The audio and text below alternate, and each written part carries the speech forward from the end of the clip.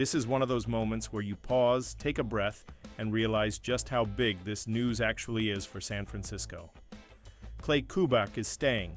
He had interest from both the Raiders and the Steelers, real head coaching momentum building around his name, and instead of chasing that next title, he chose to stay right here with the 49ers. For this team, for this offense, and honestly for fans like you and me, that matters more than it might seem on the surface. Because when you strip everything down, stability is currency in the NFL. Coaches come and go, systems change overnight, and quarterbacks are constantly asked to relearn terminology and philosophy. The 49ers just avoided all of that. Kubach is back as offensive coordinator, Kyle Shanahan keeps his trusted lieutenant, and Brock Purdy gets continuity instead of chaos. That alone gives San Francisco a massive head start heading into the offseason. At the same time, there's a flip side to this story. While Kubach stays in, Red and Gold Mike McCarthy is on his way to Pittsburgh. And if that name brings back memories for longtime fans, you're not alone. McCarthy was the 49ers offensive coordinator back in 2005 during one of the darkest stretches in franchise history. That was the year San Francisco passed on Aaron Rodgers for Alex Smith, a decision McCarthy famously supported. Now he's set to take over yet another historic franchise, and it's hard not to look at that contrast and feel grateful that the 49ers kept their guy instead. Let me ask you this right away. Are you relieved Kubach stayed? Just drop a quick yes or no in the comments. I'm curious where you land on that. What makes this even more interesting is that Pittsburgh reportedly wanted Kubach badly. So did Las Vegas. Those aren't courtesy calls. That's league-wide respect for a young play designer who just helped guide a top-tier offense despite injuries, roster limitations, and constant lineup changes. Kubach saying no tells you everything about how aligned he is with Shanahan and how much belief there is in what they're building. And if you're enjoying this kind of daily 49ers breakdown, do me a quick favor. Hit subscribe, turn on notifications, and help us push toward that next subscriber milestone. It really does make a difference, and it keeps this community growing. This decision also sends a message to the locker room. It tells the players that the offensive brain trust isn't going anywhere. It tells Brock Purdy that his coordinator is invested in his development. And it tells the rest of the league that San Francisco is serious about continuity while everyone else scrambles. But here's the bigger picture. Keeping Kubach is only step one. The real question is what comes next. Because as good as this coaching staff is, last season exposed some very real limitations, especially on the perimeter. Stability is great, but talent still matters and separation still matters. Kubach's story with the 49ers doesn't start with flashy play calls or offensive coordinator titles. It starts quietly, the way a lot of real coaching careers do, behind the scenes. Back in 2021, Kubach joined San Francisco as a defensive quality control assistant. That's the kind of job where you're grinding film late at night, helping break down opponents, and doing whatever it takes just to get your foot in the door. And here's where it gets interesting, because Kyle Shanahan started his own NFL journey in almost the exact same way on the defensive side of the ball with Tampa Bay. That parallel isn't an accident. Even though both guys are offensive minds, they learned the game first by studying defenses. They learned how coverages rotate, how linebackers react to motion, how safeties disguise looks before the snap. That foundation matters. It gives Kubach a different lens when he designs plays because he's not just thinking like an offensive coach. He's thinking like the defensive coordinator who has to stop it. From there, Kubach moved into an assistant quarterback's coach role, and that's where his impact really started to show.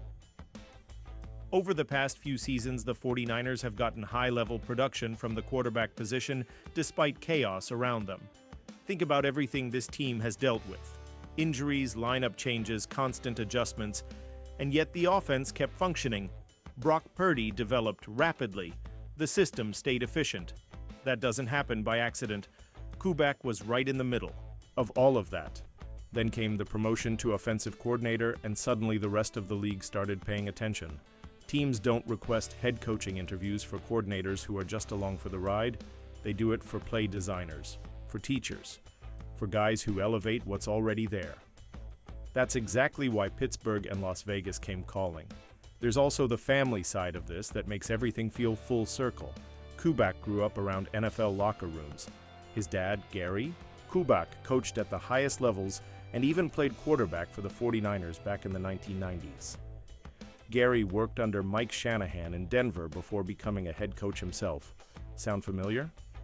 That same Shanahan tree produced Kyle, and now you're seeing Clay rise through it in his own way. It's not hard to imagine why Kyle Shanahan relates to that journey. Two sons of longtime NFL coaches. Both started on defense. Both learned offense from the ground up. Both developed reputations as detail-oriented teachers before becoming respected play callers. When Shanahan looks at Kubach, he probably sees a younger version of himself, someone who understands the grind, the process, and the patience required to build something sustainable. And here's something that often gets overlooked.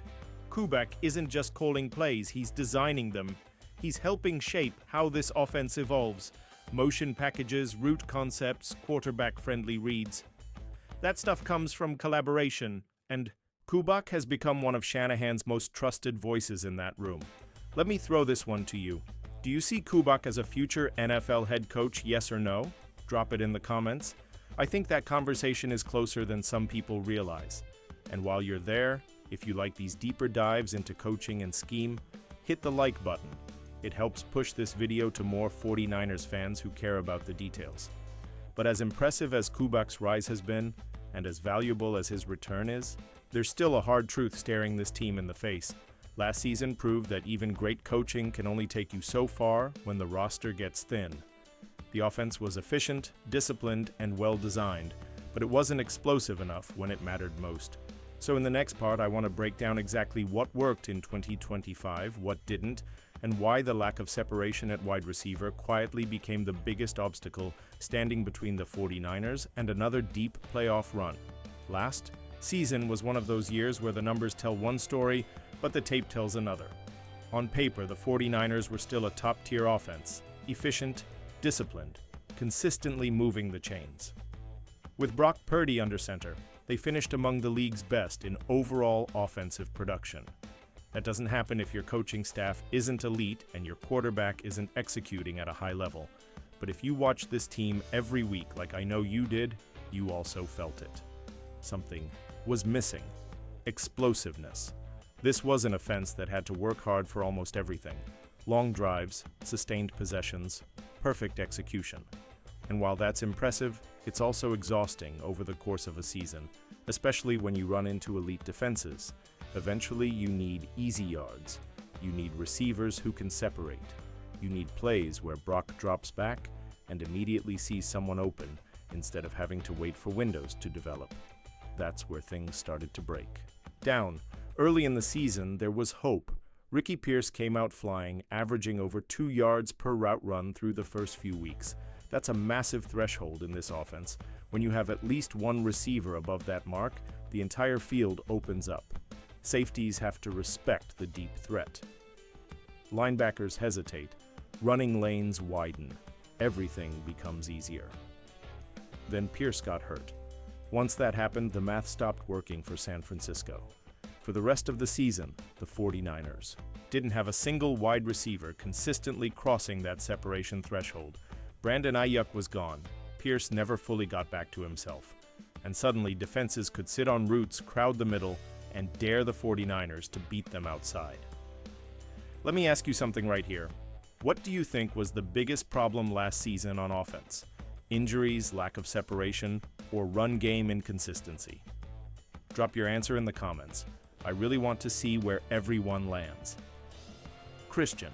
McCaffrey and George Kittle did everything they could to carry the load. When Kittle was healthy, the run game stayed respectable. When McCaffrey had space, he still looked like one of the most dangerous players in football, and Brock Purdy continued to play efficient, winning football. But football doesn't happen in a vacuum. Wide receivers don't just catch passes. They block on the perimeter. They influence coverages. They determine whether corners can play aggressively or have to bail. When the 49ers lost their perimeter talent, it didn't just affect the passing game, it hurt the run game too. Outside blocking suffered. Defenders crashed downhill faster. Those signature Shanahan runs didn't have the same breathing room, And yet, despite all of that, this offense still finished top 10. Think about how wild that is. No true separating wideout for most of the season, injuries across the skill positions, constant lineup shuffling, and they still found ways to win 13 games. That's coaching. That's Kubach and Shanahan squeezing every ounce of production out of what they had. But there's a ceiling to that approach. You saw it when San Francisco ran into elite competition. At a certain point, scheme can't replace speed. Design can't replace separation. You need horses. And last year, the 49ers simply didn't have enough of them on the outside. If this breakdown is helping you see last season a little more clearly, go ahead and hit like on the video.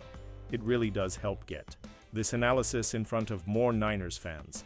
The encouraging part is this: the problems weren't mysterious. They were specific. Separation, perimeter depth, health. Those are fixable. The coaching is already in place. The quarterback is already in place. The foundation is solid, which brings us to the real off-season question. Now that Kubach is staying and the system remains intact, how exactly do the 49ers fix the wide receiver room and take this offense from efficient to explosive?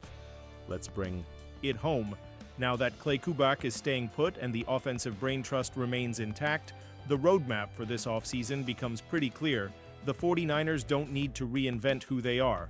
They don't need a total reset. What they need is targeted improvement, especially at wide receiver, because that's where everything bottlenecked last season. And here's the good news. Fixing that room doesn't require landing a unicorn. You've probably heard the Justin Jefferson rumors floating around. On paper, sure, adding a superstar like that sounds incredible. But in reality, trades for players of that caliber almost never happen unless the original team wants out. And Minnesota has zero incentive to move someone that good. The draft capital alone would be massive, and that's before you even talk about contracts. Could it happen? Technically, yes. Is it likely? Not really. The smarter, more realistic path looks a lot like this. Bring in a mid-tier veteran who can separate, keep throwing. Darts in the draft and let Kubach and Shanahan do what they do best. Someone like Romeo Doubs fits that mold. Big body, reliable hands, enough speed to stress defenses vertically. He wouldn't have to be the entire offense. He'd just have to help space the field so Brock Purdy isn't throwing into phone booths every week. Add that type of player to a healthier Ricky Pierce, then mix in young guys like Jacob Cowing or Jordan Watkins, and suddenly the receiver room looks a lot different. Let me throw this to you. Predict one move you think the 49ers make this offseason, a signing, a draft pick, anything. Drop it in the comments. I'll pin one of my favorite predictions. Kyle Shanahan has already hinted that the team still believes in Pierce. Before the injury, he was producing at a level that screams wide receiver one potential. If he comes back healthy, that alone changes the geometry of the offense. Then you layer in another veteran and continue drafting speed, and you're no longer asking McCaffrey and Kittle to carry everything. There's also the Jawan Jennings situation. He's earned the right to test the market, and someone out there might pay him big money. If that happens, San Francisco probably lets him walk. Not because Jennings isn't valuable, but because this offense desperately needs more speed and separation on the perimeter. That's the priority now. And that brings everything full circle back to Clay Kubach. Keeping him wasn't just about continuity, it was about maximizing what's already here. Brock Purdy is good enough to lead a top offense. Shanahan is still one of the best play callers in football. Kubach is an elite young designer who just proved he can manufacture production even when the roster is compromised. Give that trio better spacing, healthier receivers, and one or two smart additions, and this offense has a real chance to jump from efficient to dangerous. So here's the final question for you. Do you think the 49ers will improve at wide receiver enough to be true Super Bowl favorites next season? Yes or no? Let me know below, and if you've made it this far, I really appreciate you. Make sure you're subscribed, help us push toward that next subscriber milestone, and hit like if this breakdown brought you value. This channel is all about building a community of informed 49ers fans, and every single click helps that grow. Bottom line, Kubach staying is huge, the coaching foundation is strong, the problems are identifiable. Now it's on the front office to add the right pieces so this offense finally gets the separation it's been missing. Alright, that's it for this one. Thanks for hanging out with me, and I'll talk to you in the next video.